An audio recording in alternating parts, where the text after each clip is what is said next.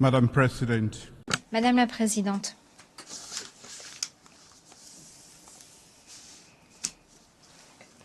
je félicite son Excellence Philémon Yang de son élection à la présidence de la 79e session de l'Assemblée générale des Nations unies. Soyez assuré du plein soutien de la Sierra Leone lors de votre mandat. Je remercie du fond du cœur son Excellence Denis Francis de sa remarquable direction de la 78e session de l'Assemblée générale des Nations unies.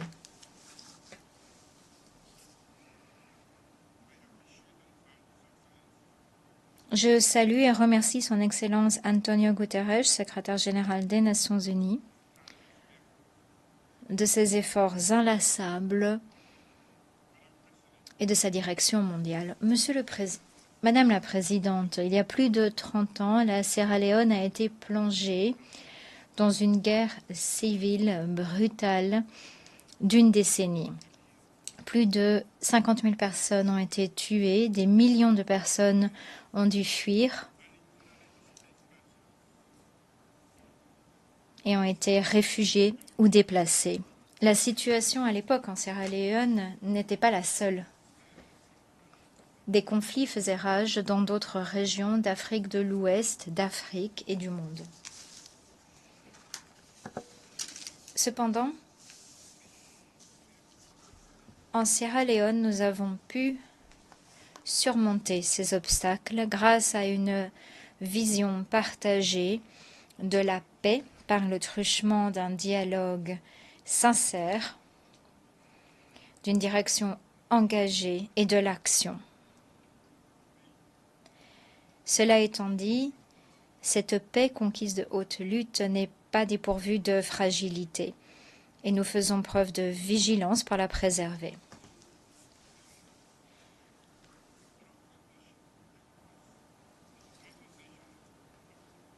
L'expérience de la paix qu'a faite la Sierra Leone illustre l'importance de l'appropriation de la participation grâce au dialogue, au partenariat avec la CEDEAO, les Nations unies, la communauté internationale, qui a conduit aux dividendes de la paix.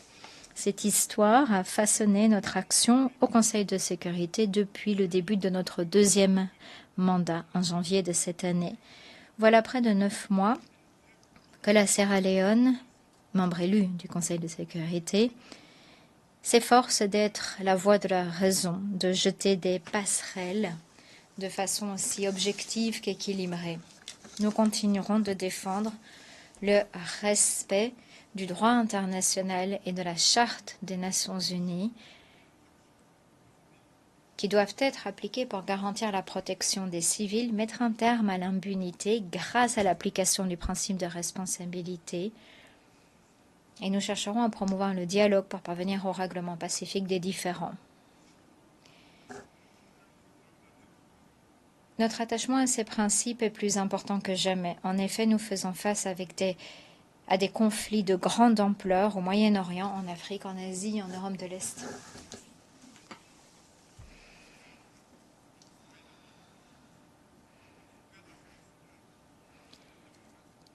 Un cessez-le-feu à Gaza, dans l'ensemble du Moyen-Orient, mais aussi au Soudan, à l'est de la RDC et en Ukraine, est plus urgent que jamais. Une action immédiate est nécessaire pour éviter de perdre plus encore de vies humaines et éviter davantage de souffrances humaines. Il nous faut agir ensemble pour mettre un terme à tous les conflits, engager un dialogue sincère pour que les pays puissent mettre en œuvre le programme de développement dans la paix, la sécurité et la stabilité. En tant que pays qui a fait l'expérience des conséquences catastrophiques des conflits armés, nous savons que la paix ne peut se faire de façon isolée. Elle passe par des processus politiques, par le développement économique, par le respect des droits humains. Pour les millions de civils pris au piège des conflits armés actuels, La condamnation et l'expression de la solidarité ne suffisent pas. Il nous faut agir de concert en tant que Nations unies et nous engager ensemble à mettre un terme au cercle vicieux de la violence et à donner aux civils innocents la possibilité d'enfin jouir de la paix et de la prospérité pérenne. Au Sahel, en Afrique de l'Ouest, les dirigeants régionaux n'ont eu de cesse de trouver des solutions urgentes pour relever les multiples défis pour la paix et la sécurité, notamment pour endiguer la propagation du terrorisme et de l'extrémisme violent. J'exhorte la communauté internationale à redoubler son soutien aux initiatives de paix menées par l'Union africaine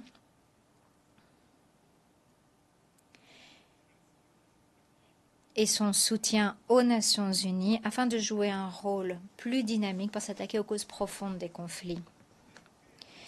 La sûreté et la sécurité des peuples du Sahel et des régions d'Afrique de l'Ouest dépendent d'un engagement pris par toutes les parties prenantes à participer à un dialogue politique, aux efforts diplomatiques et à faire en sorte que l'on apporte aux pays qui sont en première ligne le soutien nécessaire, le Burkina Faso, le Mali, le Niger.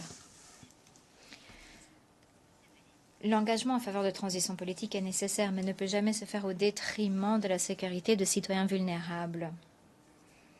Il est possible de s'engager et d'agir sur les deux fronts. J'ai appelé de mes vœux un dialogue sincère et j'ai donné l'exemple en rendant visite au chef d'État du Burkina Faso avant que la Sierra Leone ne prenne la présidence du Conseil de sécurité des Nations unies en août 2024. Nous devons jeter des passerelles.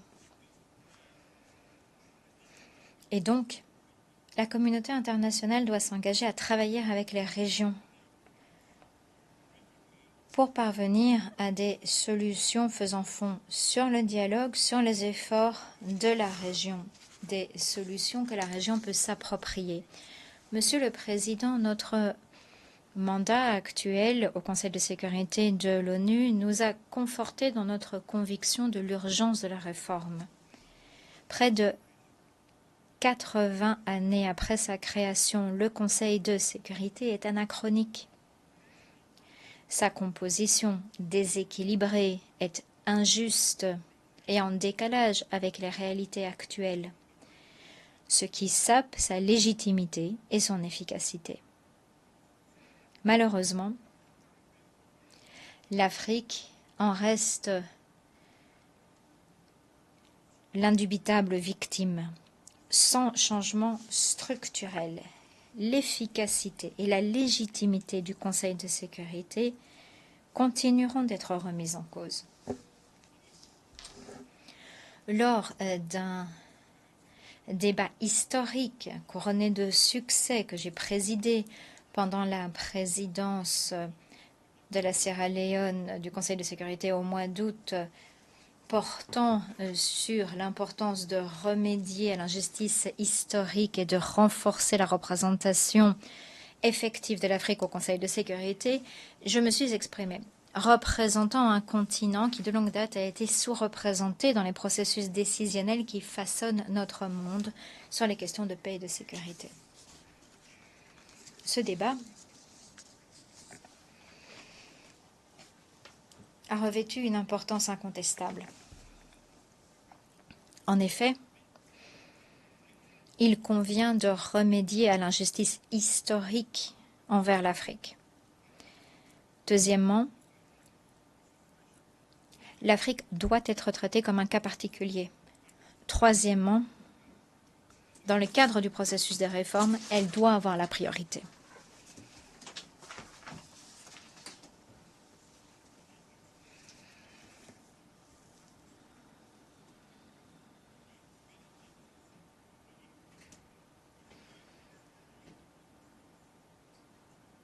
En remerciant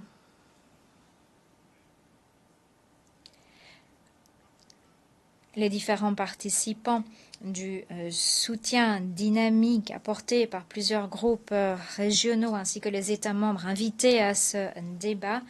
Et les faits sont désormais très clairs. L'Afrique de longue date a été ostracisée dans les processus décisionnels mondiaux. Sa voix n'a pas été entendue.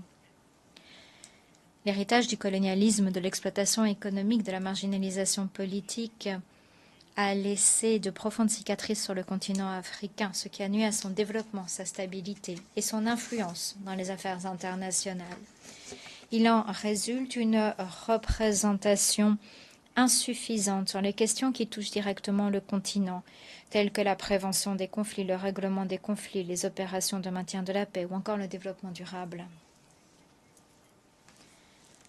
Pour relever les défis pesant sur la sécurité mondiale à l'heure actuelle, nous avons besoin d'une sagesse collective, de la coopération de toutes les nations, pas uniquement d'une poignée de nations ou des pays les plus puissants sur le plan militaire ou économique.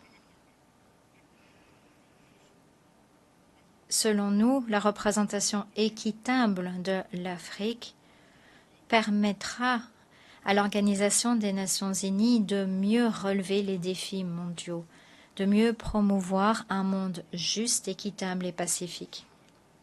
En tant que coordonnateur du comité des 10 de l'Union africaine sur la réforme du Conseil de sécurité, la Sierra Leone reste déterminée à promouvoir et à défendre la position africaine commune telle que consacrée dans le consensus des Ulwini et la déclaration de Sète, et nous appelons à soutenir ces documents. L'Afrique, par conséquent, n'exige rien de moins que 2 sièges permanents avec tous les droits et tous les privilèges,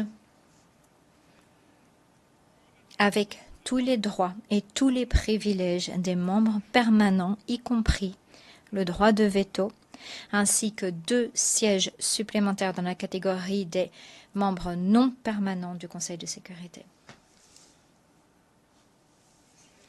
La Sierra Leone se félicite du consensus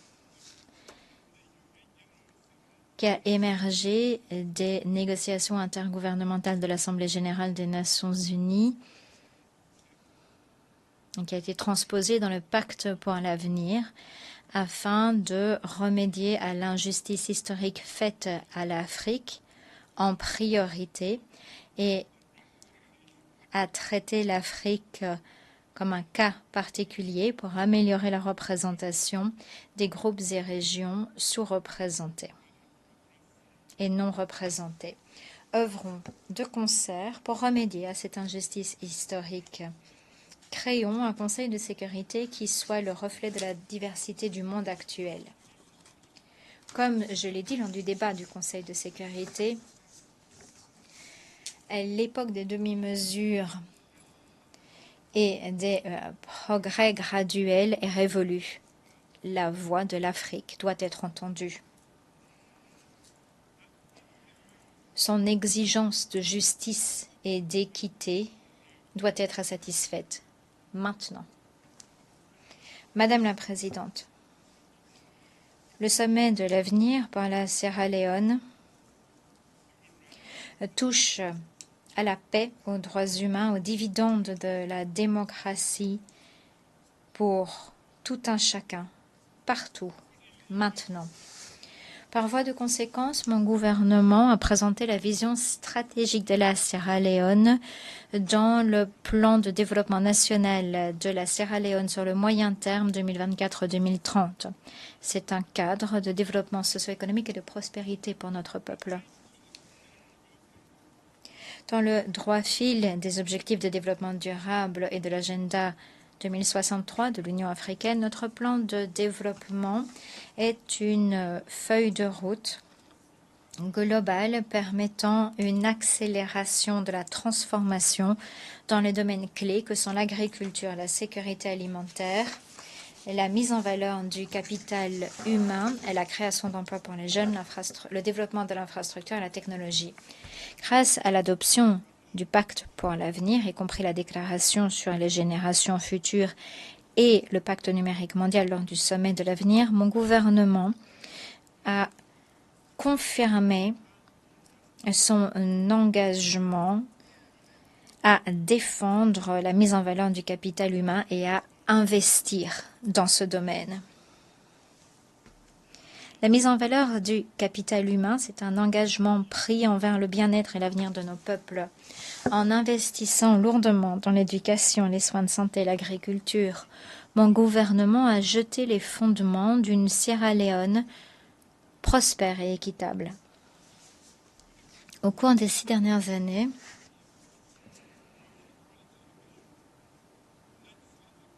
nos progrès rendus possibles par le programme pour une éducation de qualité gratuite, par les examens législatifs et les réformes de la gouvernance dans le domaine de l'éducation et notre stratégie d'inclusion radicale, tout cela a eu un impact applaudi et perçu comme un modèle à émuler dans le monde.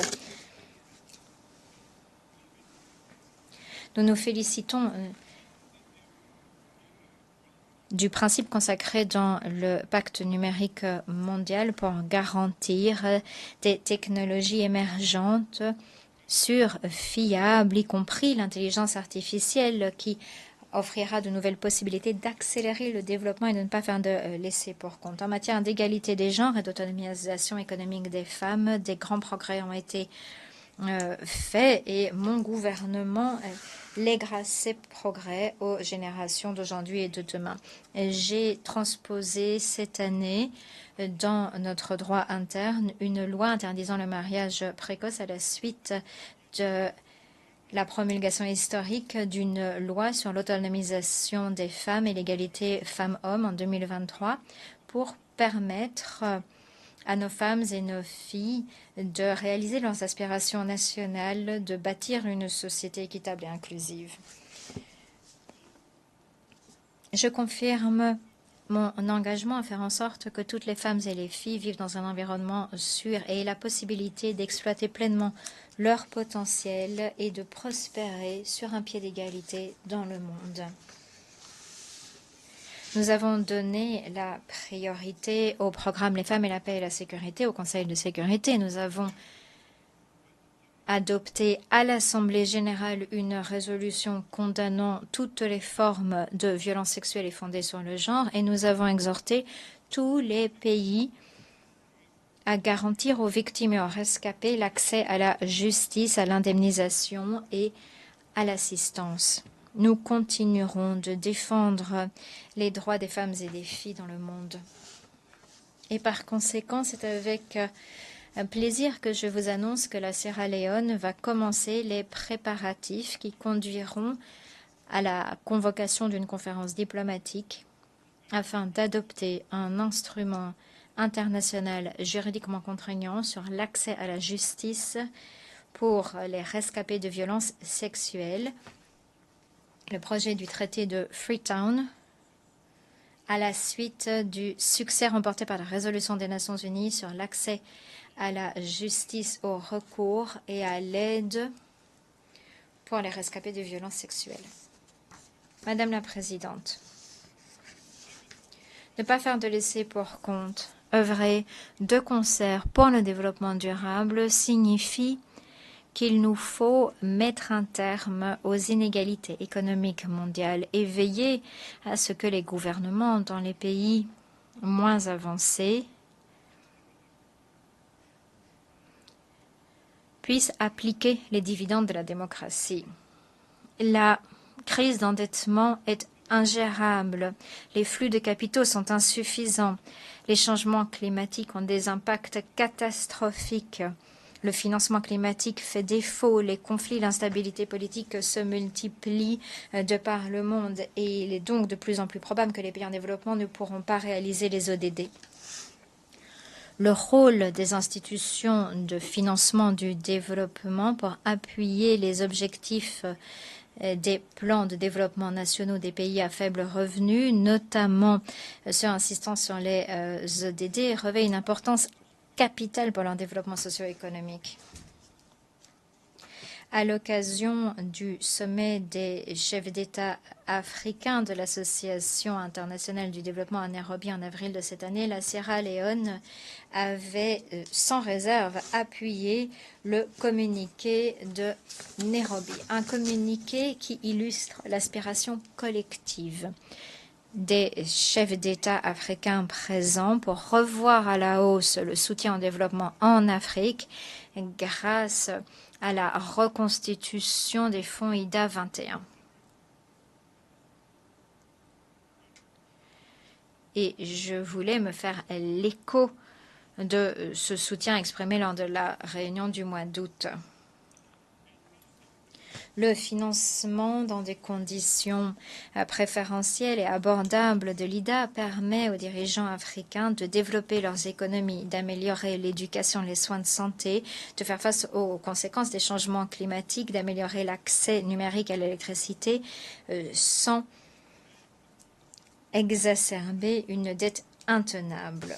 En conclusion, Madame la Présidente, la fin de la Deuxième Guerre mondiale en 1945 non seulement a rassemblé les dirigeants, mais les a également amenés à coopérer. C'est ce qui a marqué l'avènement du multilatéralisme.